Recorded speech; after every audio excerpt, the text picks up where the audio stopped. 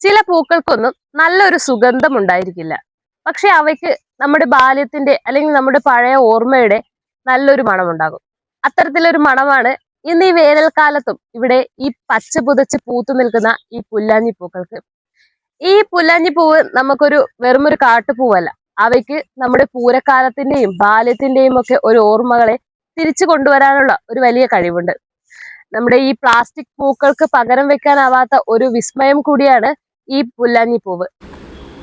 പൂരക്കാലത്ത് കാമദേവന് പൂജാ പുഷ്പമൊരുക്കാൻ കന്യകമാർ മത്സരിച്ച് പൂക്കൾ ശേഖരിക്കുന്നതിനോടുന്ന കാഴ്ച പണ്ട് വടക്കേ മലബാറിന്റെ ഗ്രാമങ്ങൾക്ക് സ്വന്തമായിരുന്നു.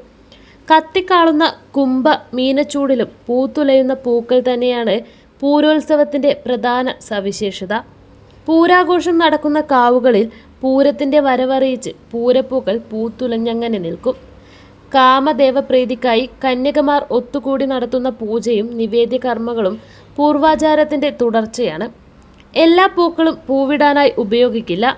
പച്ച നിറത്തിലുള്ള അപൂർവം പൂക്കളിലൊന്നാണ് ജടപ്പൂവ് അഥവാ കട്ടപ്പൂവ്, പുല്ലാഞ്ഞിപ്പൂവ് എന്ന പൂരപ്പൂക്കൾ.